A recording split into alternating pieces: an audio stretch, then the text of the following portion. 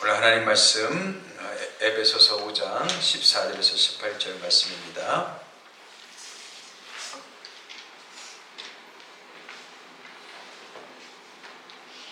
에베소서 5장 14절에서 18절 말씀.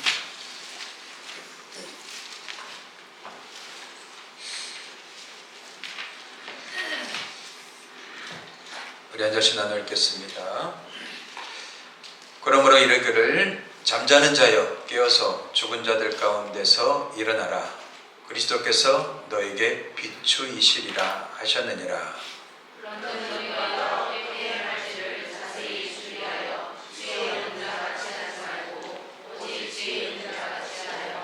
세월을 아끼라. 때가 악하니라.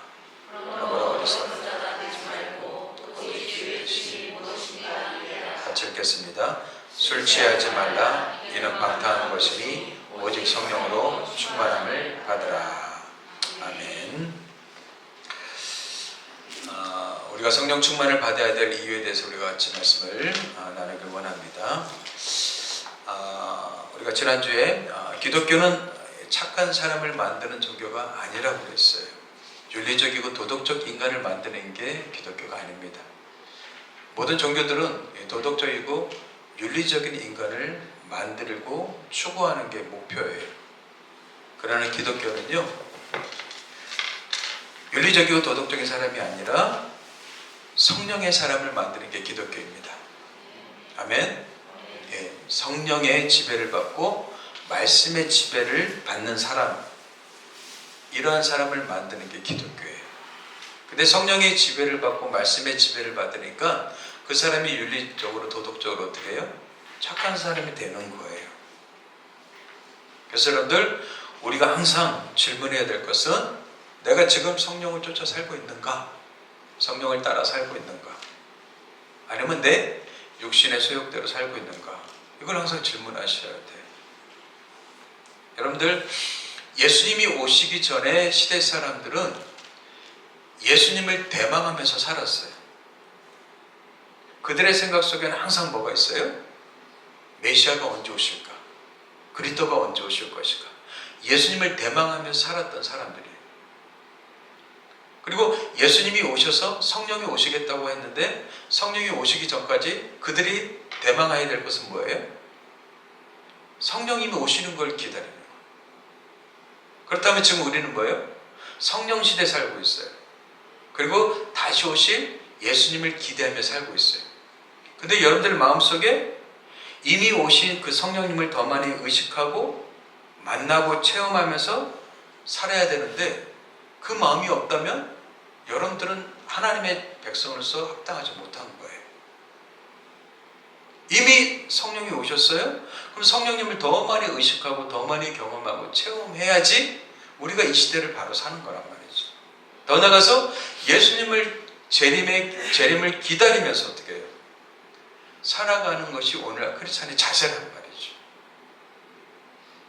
이 두 가지 마음이 없다면 우리는 크리스찬으로서 합당치 못한 삶을 살게 돼 있어요. 그래서 우리가 어떻게 하면 더 많이 성령님을 내 마음에 오신 성령님을 더 많이 의식하고 생각하고 더 많이 경험할 것인가?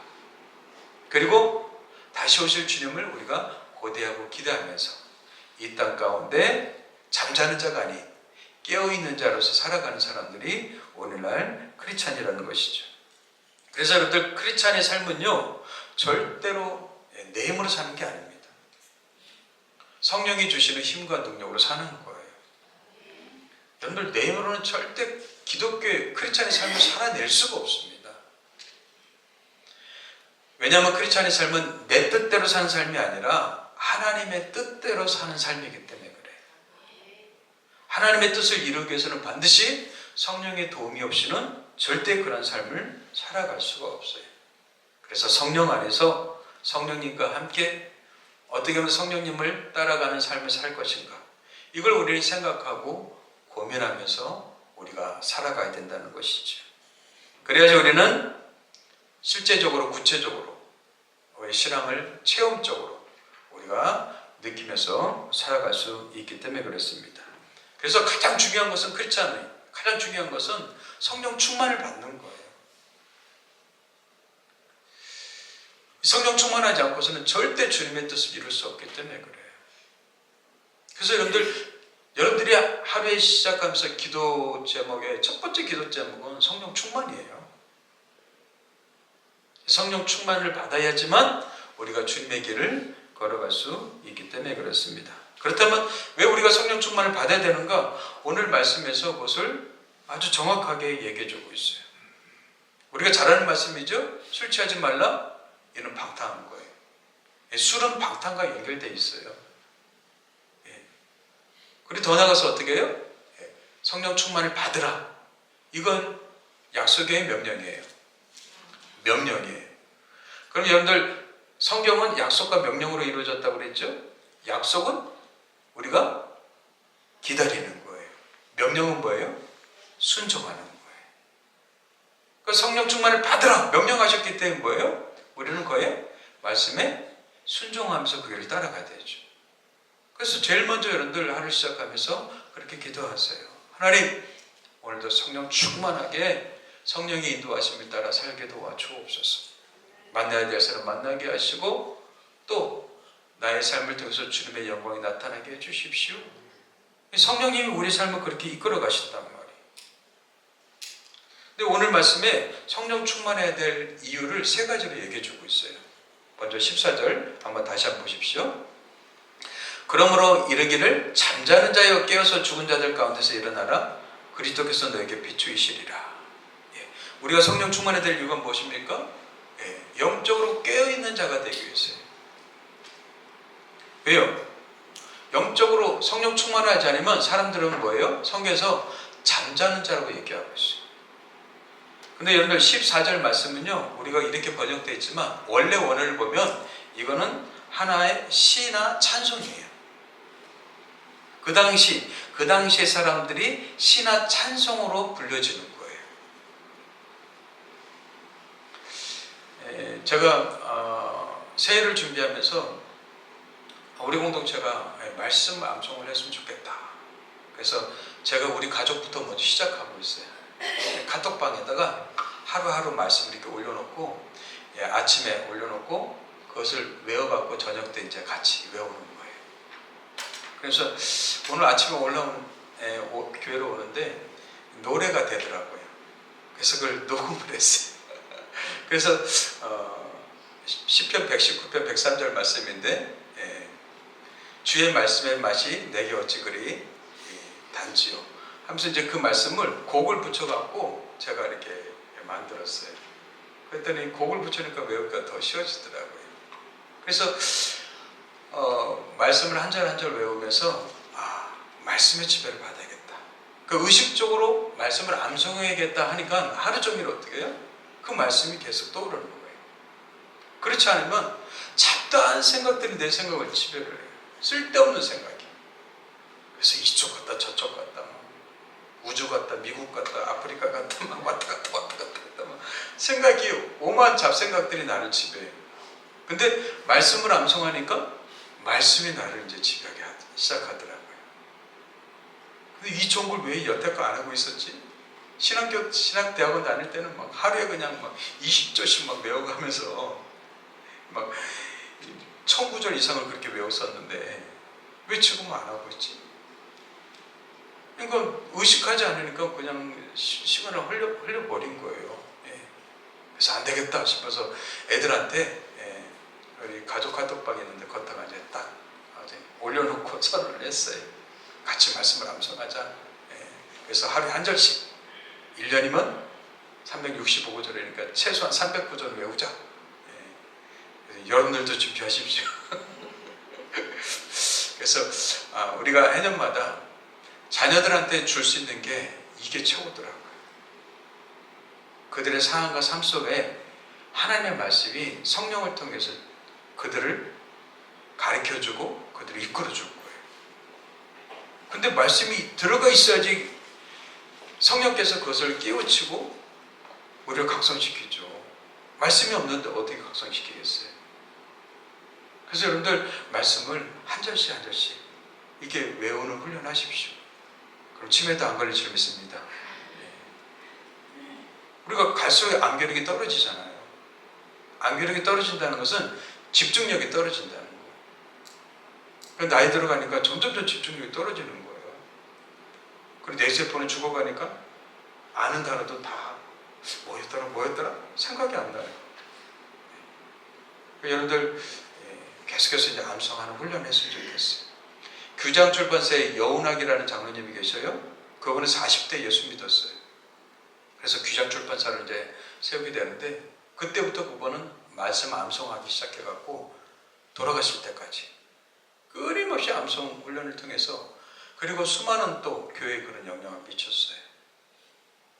말씀 암송이 어마어마한 힘과 능력을 갖고 있습니다.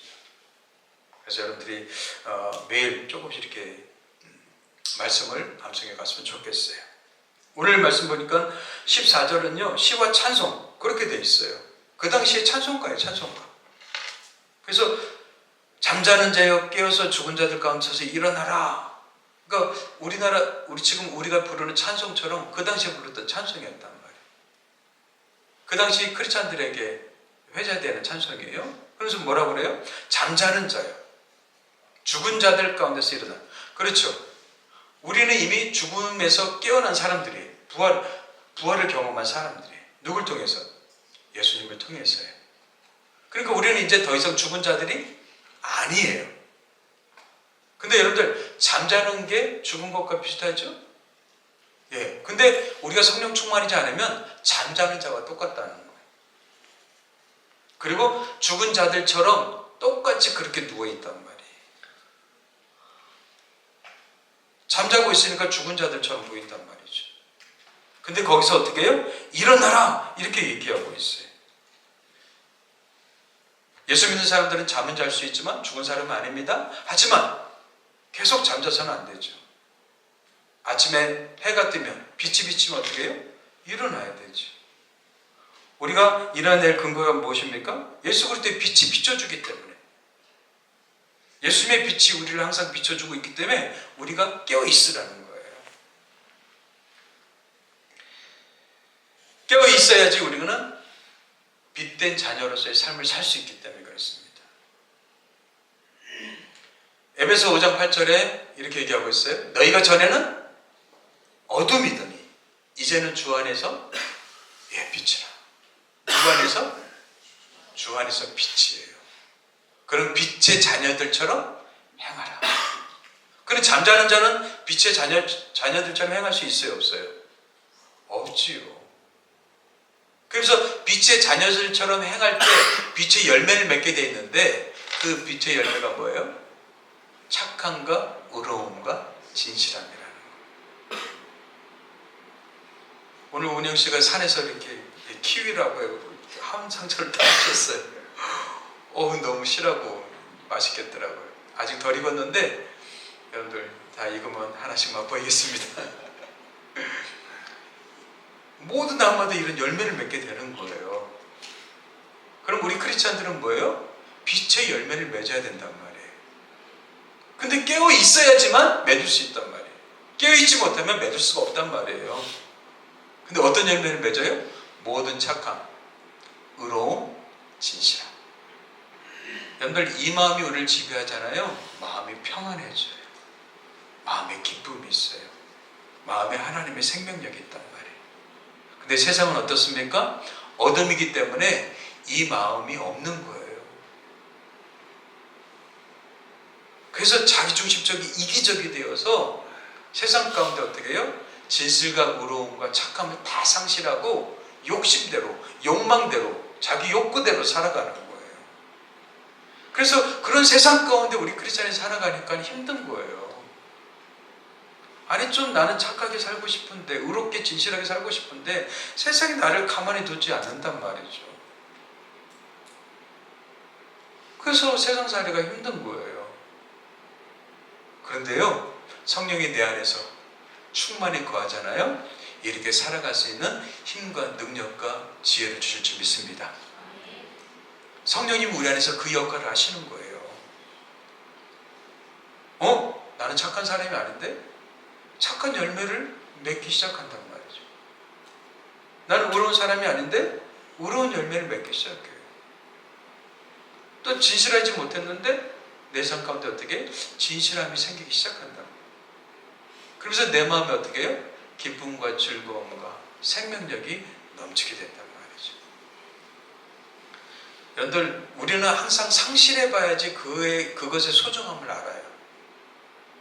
제가 걷는 것을 잃어버렸잖아요. 그러니까 걷는 게 얼마나 중요한지 알아요. 막 시간만 나면 걷고 싶어요. 여러분들은 그 마음 없죠? 다리 한번 잃어보세요. 아주 절실하게 들어요. 강변 가서 막 지금도 막 걷고 싶어요, 그냥. 근데 무리하면 안 되기 때문에 지금 겨우 막 자제하고 있는 거지 계속 걷고 싶단 말이에요. 잃어버리면 그때서야 소중함을 안단 말이에요. 근데 우리는 가지고 있을 때는 그걸 못 느껴요. 우리는 빛의 자녀들입니다. 그래서 하나님은 우리에게 기대하는 것은 뭐예요? 빛의 자녀들처럼 잠자지 않고 깨어있기를 원하시는 거예요. 그래서 모든 착함과 의로움과 진실함의 열매를 맺어가길 원한단 말이죠. 그렇지 않고 우리가 잠자는 자가 되잖아요. 그럼 우리 대적 마귀가요, 우리를 삼켜버려요.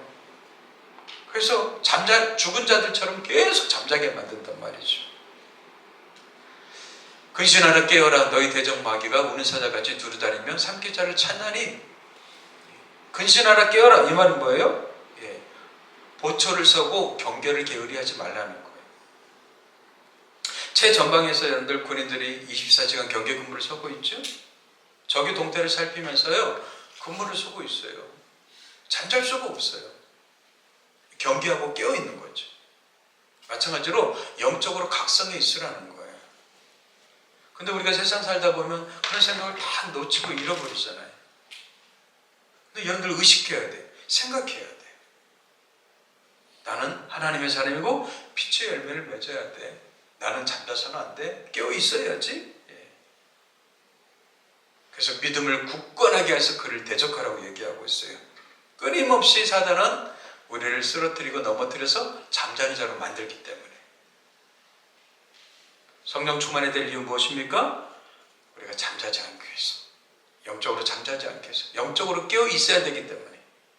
그래야지 우리는 주님의 열매를 맺고 삶 속에서 하나님을 경험하며 살 수 있기 때문에 그래요. 잠자고 있는 동안은 아무것도 모르잖아요.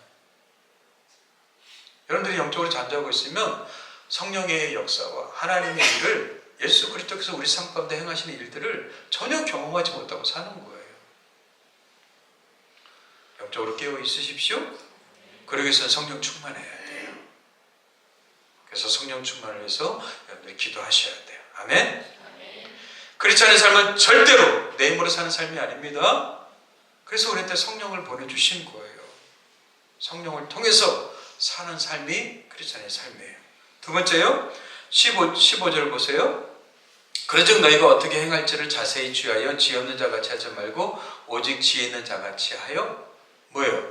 성령 충만해야지만 우리는 지혜 있는 자로서의 삶을 살기 시작한단 말이에요. 성령 충만해야지. 여러분들, 지혜란 무엇입니까? 어떻게 행할지를 아는 게 지혜예요. 어떻게 행할지를 아는 거. How? 왜 그래서 우리는 공부합니까? 왜 우리는 배웁니까? 어떻게를 배우는 거예요. 자동차가 고장났어요? 어떻게 고쳐야 될지 모르니까 우리는 어떻게 해요? 맡기잖아요. 근데 그것에 대한 전문가들은 뭐예요? 쉽게 고쳐요. 어떻게 행할지를 아는 게 지혜란 말이죠. 그 삶 가운데 내가 하나님이 기뻐하시는 삶을 살기 위해서 어떻게 행할지를 아는 것, 이게 지혜라는 말이에요. 문제를 만나요? 지혜 없는 사람은 어떻게 행할지를 몰라요.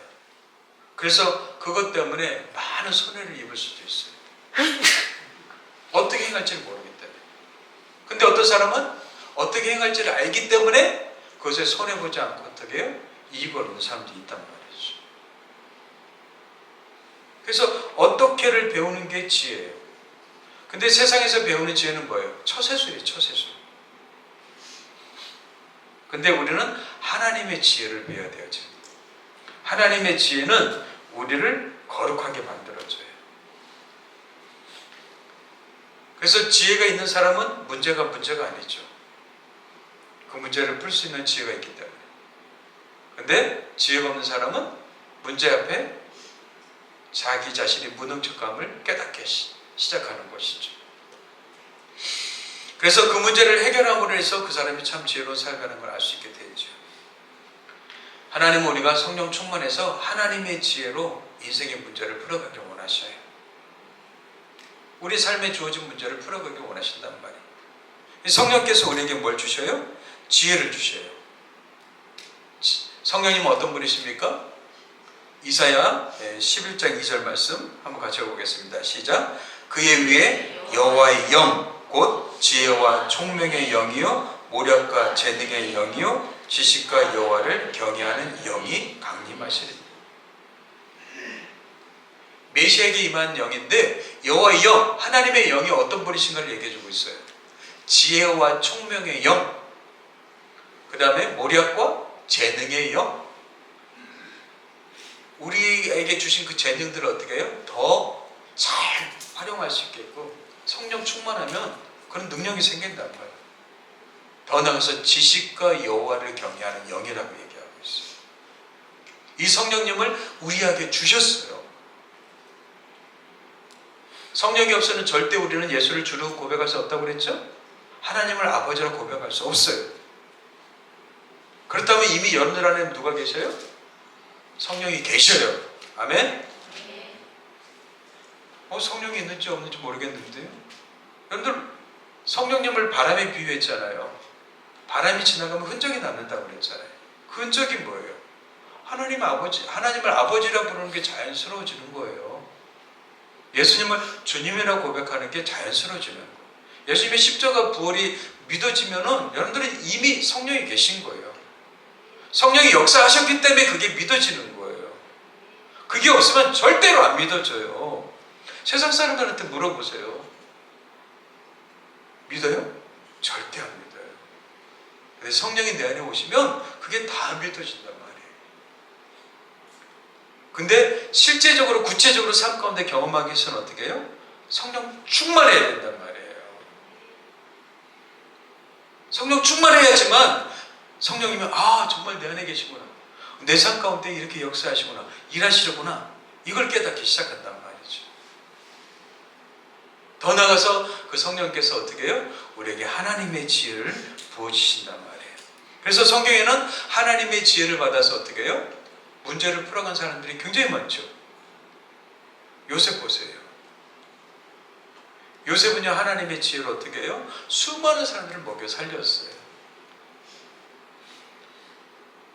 저는 여러분들 때문에 주변 사람들이 먹고 살게 되길 바랍니다. 우리 크리스찬들에게는 그런 어떤 꿈이 있어야 돼요. 나 때문에 수많은 사람들을 먹여 살릴 수 있는 그런 꿈이 있어야 돼요. 내가 누군가의 도움을 받는 게 아니라 나 때문에 수많은 사람들이 힘을 얻고 위로를 받고 먹고 살 수 있는 그런 사람이 되면 얼마나 좋아요. 그렇죠?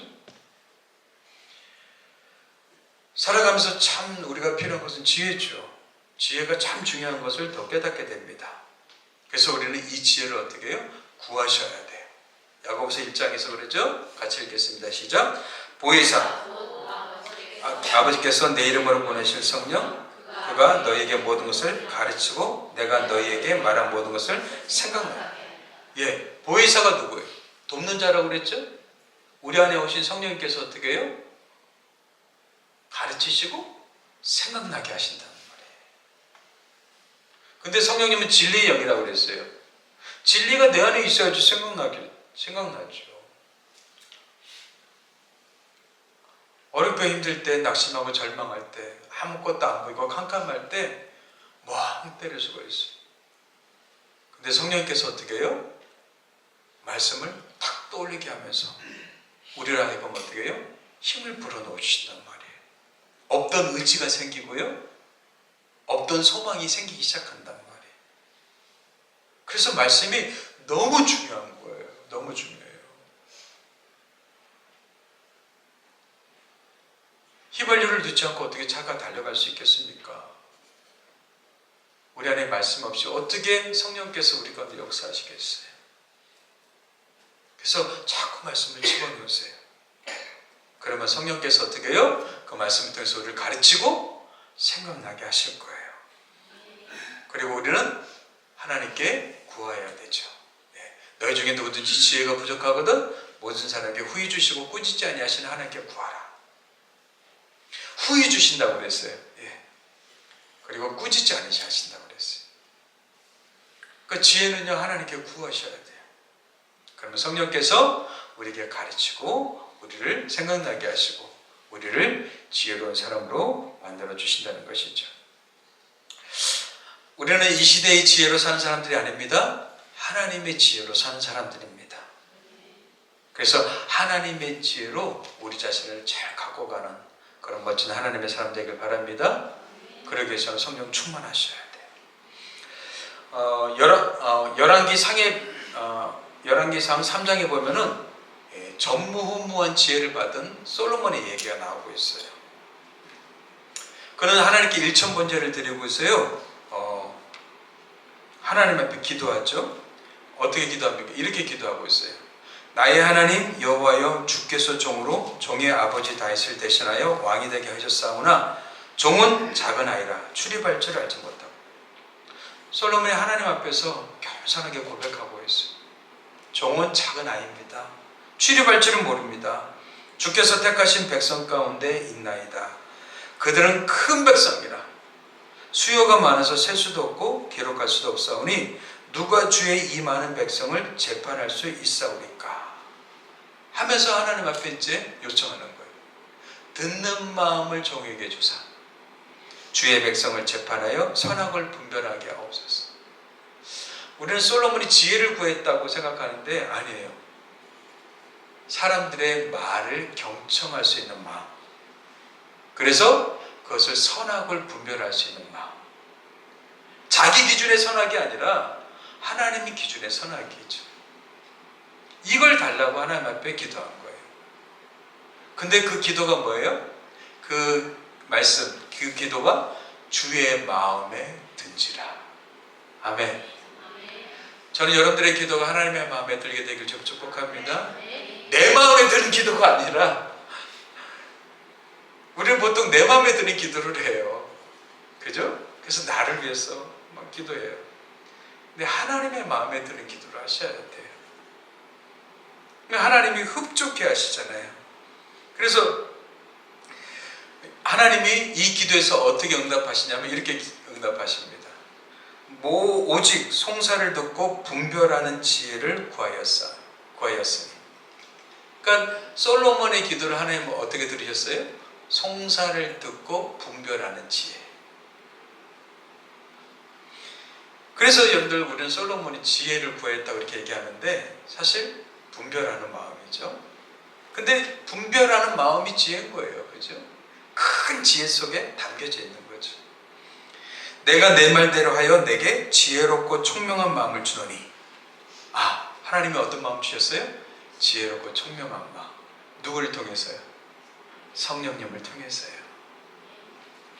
내 앞에도 너와 같은 자가 없었거니와 내 뒤에도 너와 같은 자가 일어남이 없으리라. 뭐예요? 전무후무한 지혜를 주시겠다는 거예요. 할렐루야. 우리가 이런 지혜로 충만하면 얼마나 좋겠어요. 그렇죠? 하나님의 지혜, 하나님의 지혜. 근데 누구를 통해서? 성령님을 통해서 주신단 말이에요. 그러니까 우리가 성령 충만해야 되죠. 성령 충만을 구하십시오. 매일 구하셔야 돼요. 여러분들 성령 충만을 구하라는 여러분들 현대 시제로 되어 있어요. 현대 시제는 뭐냐면은 계속 구하라는 거예요. 계속. 계속 진행되고 있다는 거예요. 그래서 성령 충만을 여러분들 계속 구하셔야 돼요. 그래서 여러분들 이런 지혜롭고 총명한 판단력을 그 다음 스토리로 이야기하고 있어요. 그래서 열왕기상 3장에 스토리 하나가 나오는데 두 창기 여자의 이야기가 나오고 있단 말이에요. 두 사람이 같은 집에 살았나 봐요. 근데 3일간의 시차를 두고 아기를 낳았어요. 똑같이 아들을 낳았어요. 근데 처음에 송사한 그 여자가 옆에 아기를 끼고 자고, 두 번째 이 여자가 아기를 옆에 끼고 잤는데, 두 번째 여자가 되게 무뎠나 봐요. 잠자면서 뒤척에다가 아기를 깔아 뭉갠 거예요. 아기가 죽었어요. 그러면 막 난리가 나야 되잖아요. 그죠? 근데 창기로 살았기 때문에 양심과 마음이 무뎌졌나 봐요. 그러다 보니까 옆에 보니까 아기가 새근새근 자고 있어요. 그래서 아기를 바꿔버렸어요. 그 아침에 눈을 떠보니까는 첫 번째 창기의 아기를 보니까는 죽어 있는 거예요. 그래서 깜짝 놀라서 소리치면서 보는데, 내 아기가 아닌 거예요. 비슷하게 보여도 엄마는 금방 알지요. 그래서 그 아기 막 옥신각신 싸우다가 솔로몬 왕한테 간 거예요. 그래서 솔로몬한테 재판을 부탁한 거예요. 그랬더니 첫 번째 여자가 그걸 다 얘기하니까 두 번째 여자가 뭐라고 하냐면, 아니다! 산 아이가 내 거고 죽은 아이가 저 사람 거다 하면서. 근데 증인이 아무도 없는 거예요. 뭐 그 당시에 뭐 DNA 검사를 하겠어요? 피 검사를 통해서 뭐 하겠어요? 할 수 없잖아요. 근데 솔로몬의 마음에요, 금방 그런 지혜가 떠오르는 거예요. 엄마와 아기, 뭐예요? 모성애를 갖고 판단하는 거예요. 자기 얘기를 엄마는 어떻게 해요? 함부로 할 수 없기 때문에. 그래서 부하들한테 칼을 갖고 오라고 하죠. 칼을 갖고 와라.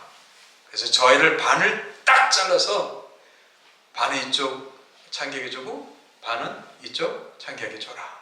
이 여자에게 줘라. 나눠줘라. 그랬어요. 그랬더니요, 진짜 엄마는 어떻게 해요? 마음이 불붙는 것 같다고 그랬어요. 마음이 불붙는 게 뭐예요? 그게 모성애예요. 그게 모성애예요. 모성애를 갖고 어떻게 해요? 솔로몬이 시험한 거죠. 그랬더니 자기의 아기가 아닌 그 엄마는 어떻게 됐어요? 자르세요! 잘라갖고 나눠주세요! 이러는 거예요. 그래서 솔로몬이 판결을 내립니다. 이 아이는 이 첫 번째 여자의 아기다. 사람들이 거기서 깜짝 놀란 거예요. 하나님께서 그런 지혜와 총명을 주셨단 말이에요. 성령께서 여러분들이 하는 일에 지혜와 총명을 주시길 주님을 축복합니다. 갈팡질팡하고 판단하기 어렵고 힘들 때 주님, 우리가 묵도하면서 주님, 제가 무엇을 선택해야 되겠습니까? 사실 이 세상 살아가면서 얼마나 많은 선택을 해야 됩니까? 선택하기 너무 어렵잖아요.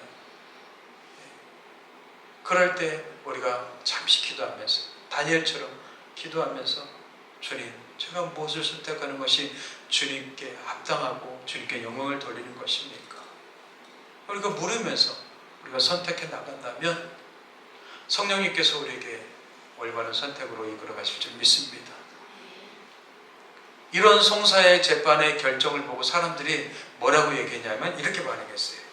열왕기상 3장 28절 같이 읽어보겠습니다. 시작. 온 이스라엘 왕이 심리하여 판결함을 듣고 왕을 두려워하였으니 이는 하나님의 지혜가 그의 속에 있어 판결함을 보고. 하나님의 지혜가 그의 속에 있어. 하나님의 지혜가 그의 속에 있다는 거예요. 신약적인 표현으로는 뭐예요? 하나님의 성령이 충만하여. 하나님의 성령이 충만하여 하나님의 지혜로 판결했다는 거지. 그래서 사람들이, 성령 충만하지 못한 사람들이 보고서 어떻게 해요? 와, 저 사람 성령 충만하구나.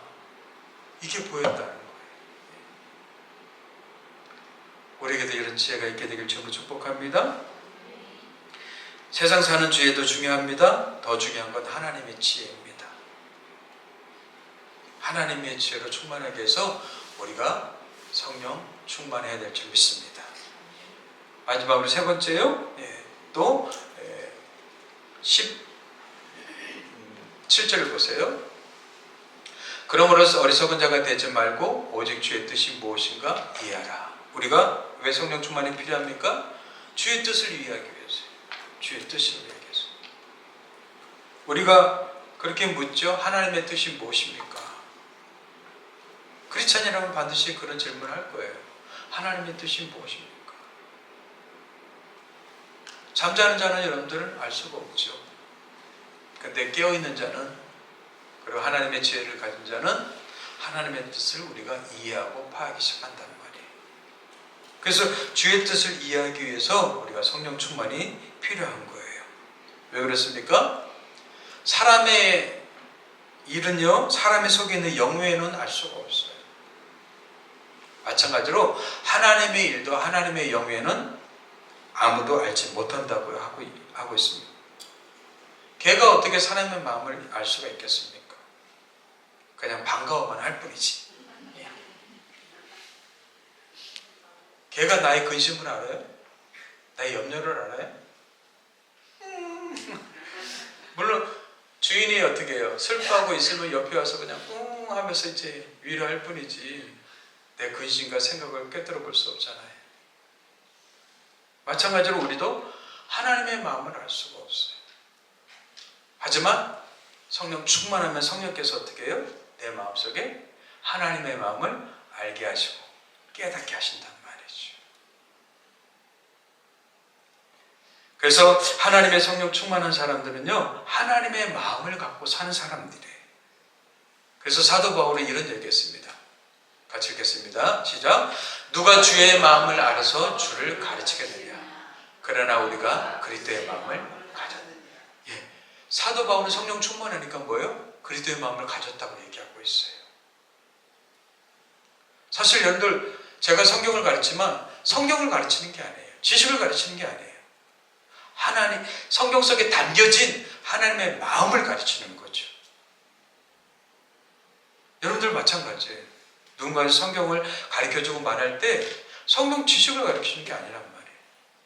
성경 속에 담겨진 하나님의 마음을 전달해 주는 거예요. 여러분들, 자식이 부모 마음을 이해한다면 철든 거죠.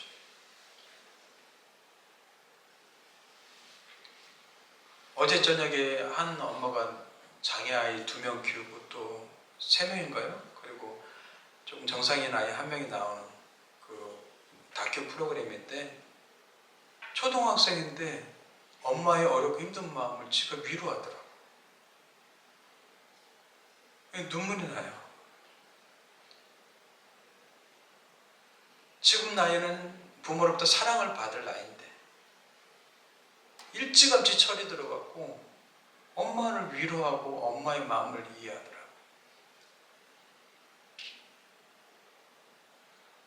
우리가 하나님의 마음을 알고 하나님의 마음을 우리가 시원케 해드리고 기쁘게 해드린다면 하나님이 얼마나 기뻐하시겠어요. 마치 철들지 못한 자녀들처럼 우리가 철들지 못하게 하나님 앞에 살아간다면 하나님의 마음이 얼마나 답답하시겠어요. 우리는 성령 충만해야지 하나님의 마음을 알 수가 있어요. 그리고 철든 사람이 될 수가 있어요. 군대 다녀오고 30, 40이 되었는데 철들지 못한 사람 많잖아요. 나이가 먹어가면서 우리가 이제 철이 들어야 되지 않겠습니까? 신앙생활이 쌓여가면서 우리가 하나님 앞에 철이 들어야 되지 않겠어요? 근데 신앙생활 30년, 40년 해도 성령 충만하지 않으면 절대 철들지 않습니다. 교회는 왔다 갔다 해도요, 신앙생활 30년, 40년 오랫동안 해도 절대 철들지 않습니다. 우리를 철들게 하는 게 뭐예요? 성령 충만이에요. 그래서 우리는 성령 충만이 필요한 거예요. 성령 충만해야지만 우리는 영적으로 깨어있는 자가 됩니다. 성령 충만해야 되지만 우리가 하나님의 지혜를 갖고 살게 돼 있어요. 성령 충만해야지만 우리는 주님의 뜻과 마음을 알아서 주님을 기쁘시게 하는 자로 살아갈 수 있게 됩니다. 그래서 우리는 성령 충만을 구하셔야 돼요. 그래서 18절에 그렇게 얘기하는 거예요. 술 취하지 말라! 이는 방탕한 것이니 오직 성령으로 충만을 받으라. 오직 성령으로 충만을 받으라. 아멘. 성령 충만을 받아야 될 필요성과 이유에 대해서 오늘 얘기했습니다. 우리가 성령 충만해야지만 이렇게 살아갈 수 있어요. 저희 여러분들이 성령 충만 하나님의 사람이 되어서 하나님을 기쁘시게 하게 주님으로 축복합니다. 기도하겠습니다. 하나님 아버지 감사합니다. 오늘 성령 충만의 필요성, 그 이유에 대해서 우리가 살펴보았습니다. 하나님, 날마다 성령 충만하길 원합니다. 이 시간 성령으로 기름 부어 주옵소서. 한 사람 한 사람 성령으로 충만케 축복하여 주시옵소서. 감사하고 예수님의 이름으로 기도합니다. 아멘.